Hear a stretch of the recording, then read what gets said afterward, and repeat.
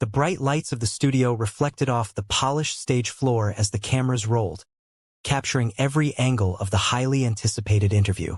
The host, a well-known liberal commentator named Valerie Reed, adjusted her microphone with a smirk.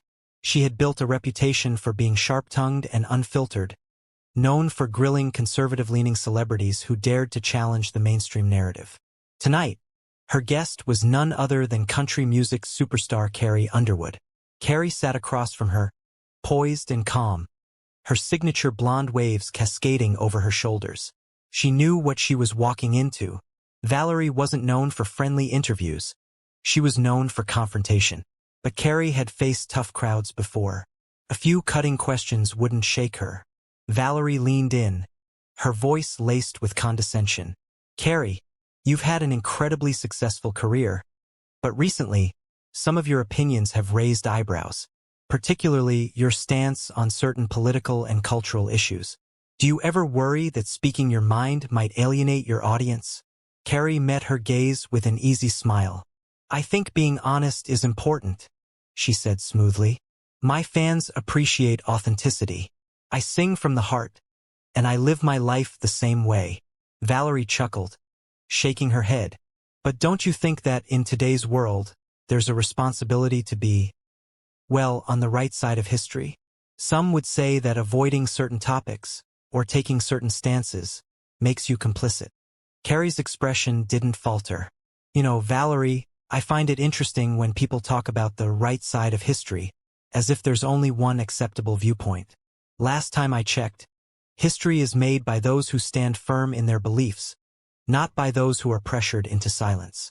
The audience murmured, a few whispers spreading through the crowd. Valerie's smirk wavered, but she quickly recovered. "All right, but let's talk about something specific. Your recent comments about parental rights in education.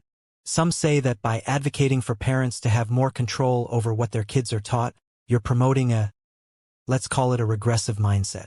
Carrie didn't miss a beat. "I believe parents should have a voice in their children's education. It's not about politics, it's about family. Schools should be a place for learning, not for pushing agendas. And I think a lot of people agree with me, whether they say it out loud or not." Valerie's jaw tightened. She had expected Carrie to fumble, to backtrack, maybe even to soften her stance. Instead, she remained firm, confident, and completely unshaken. Sensing she needed a stronger angle, Valerie switched gears. "You're a role model for millions, Carrie. Don't you think there's a responsibility to promote inclusivity and progress, rather than, well, traditional values that some might say belong in the past?"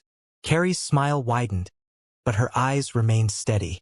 "Valerie, I think real inclusivity means respecting all perspectives, not just the ones that fit into a certain narrative. Isn't that what true freedom of thought is all about?" The studio fell silent for a brief moment. Even the camera operators seemed to hold their breath. Valerie opened her mouth to respond, but before she could, Carrie added, "I think the real question is, why is it controversial to stand up for what you believe in, but only when certain people do it?" The silence stretched for a beat longer, and then, from the back of the audience, a slow clap started. Then another, and another. Within seconds, the entire crowd erupted into applause. Valerie's expression remained composed, but there was a flicker of something behind her eyes, surprise, maybe even unease. Carrie sat back, unfazed, as the cameras kept rolling. She hadn't raised her voice. She hadn't gotten defensive. But with a few simple words, she had turned the conversation on its head. And the moment was only just beginning to go viral. The applause rippled through the studio, carrying an energy that even Valerie hadn't anticipated. She shifted in her chair, clearly trying to regain control of the conversation.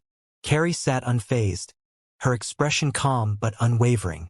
The audience had reacted, and Valerie knew she couldn't afford to let her guest dictate the momentum of the interview. She needed to push harder. "Well, Carrie," Valerie said, her voice regaining its sharp edge, "you talk about freedom of thought, but don't you think there's a fine line? Some would say that promoting certain views, especially in today's social climate, can be dangerous, maybe even irresponsible." Carrie arched a brow, the corners of her lips curling slightly. And who decides that, Valerie? Who decides which views are acceptable and which ones are dangerous? The media? Social elites? A select few with the loudest voices? A murmur swept through the audience again.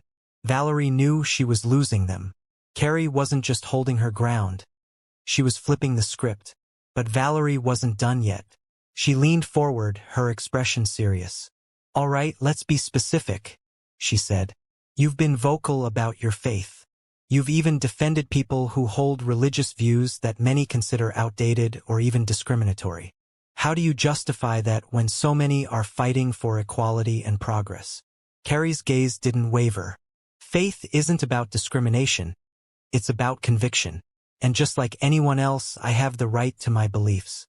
That doesn't mean I want to silence others, but it does mean I won't be silenced either. We can have different views and still respect each other. Can't we? The audience clapped again, and Valerie's lips thinned. Instead, Carrie had turned the question back on her, forcing Valerie to confront the very idea of fairness she claimed to stand for. Realizing she needed a new angle, Valerie tried a different approach. She forced a smile and said, "But Carrie, don't you think that in the entertainment industry, staying neutral is the best way to keep your career thriving? Some artists avoid controversy because they know speaking out can cost them fans, endorsements, even opportunities." Carrie let out a soft chuckle, shaking her head. "Valerie, if staying silent means compromising who I am, then I'd rather take the risk. I didn't get where I am by playing it safe. And if standing up for what I believe in costs me a few gigs, then maybe those gigs weren't meant for me." The response was met with an even louder round of applause. Valerie's forced smile faltered for a split second before she masked it with a tight nod. She had underestimated Carrie. What was supposed to be a one-sided debate had turned into a masterclass in handling pressure with grace. As the audience's applause settled, Carrie leaned forward just slightly, her tone gentle but firm. "I think the real issue isn't what I believe, Valerie. It's that people are afraid of open discussions. Somewhere along the way, we stopped allowing different viewpoints to exist without tearing each other down. And maybe that's the real problem, not my faith, not my values, but the idea that only one perspective should be allowed." The room went silent again, but this time, it wasn't just the audience listening. Valerie herself hesitated, as if, for the first time in the interview, she had no immediate counter. And just like that, Carrie had done the impossible. She had turned an ambush into a moment of clarity. The internet would soon explode with clips of this interview. But in that moment, it was clear. The narrative had shifted. Carrie Underwood wasn't backing down. And the world was watching.